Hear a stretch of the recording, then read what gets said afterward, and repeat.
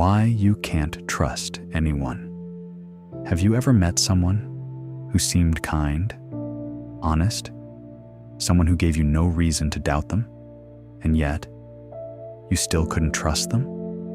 Not because of what they did, but because of what someone else did a long time ago. You tell yourself, I just need more time. I don't trust people easily. I have to protect myself.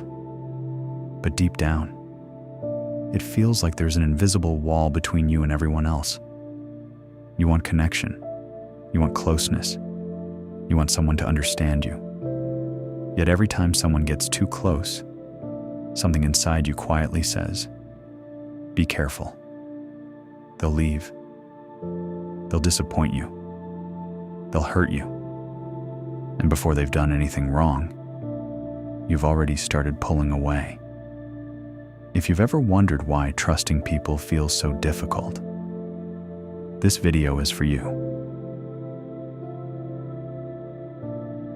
Trust isn't lost overnight. People often believe trust disappears after one painful moment, but that's rarely how it happens. Usually, it's built through many small disappointments, promises that weren't kept, people who suddenly changed, someone who wasn't there when you needed them, someone who made you feel invisible, someone who taught you that opening your heart comes with a price.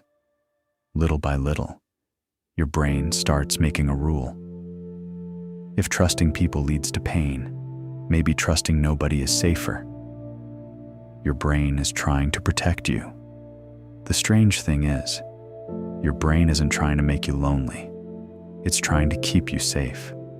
Every painful experience leaves a memory, and your mind remembers emotional pain far longer than emotional comfort. So, when someone reminds you, even slightly, of someone who hurt you, your brain reacts, not because the new person is dangerous, but because your nervous system remembers. To your brain, it's better to lose a relationship than risk being hurt again.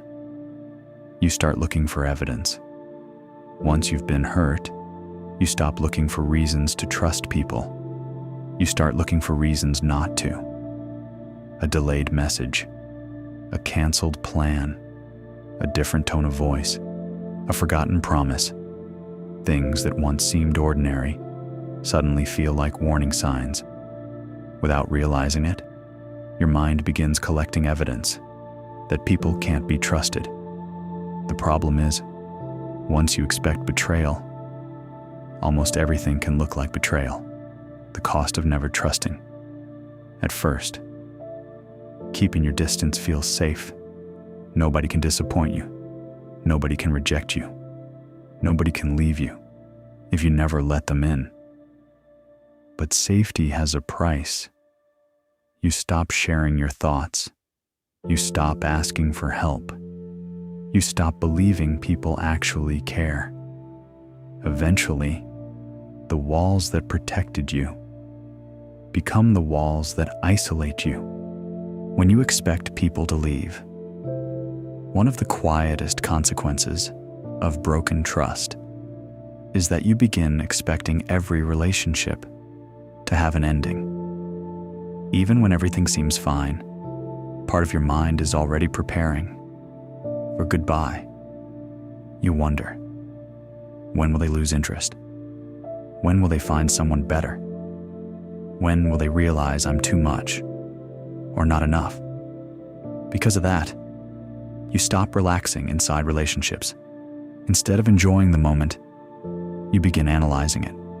You search for changes, small differences, tiny signs, a shorter message, a delayed reply, a different expression.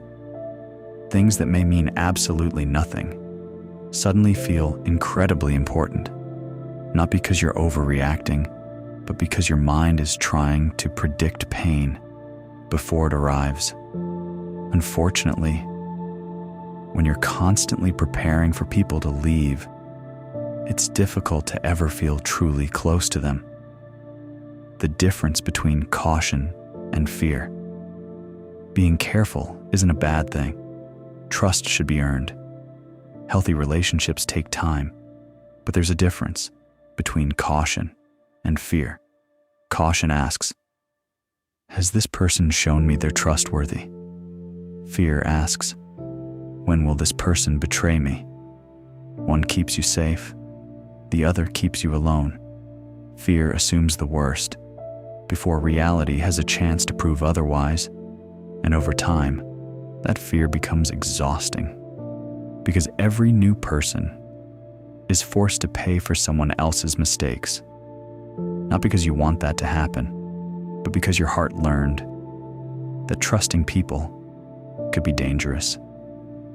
Healing begins when you slowly allow people to show you who they really are, instead of assuming you already know how the story ends. What actually helps? Healing doesn't begin by trusting everyone.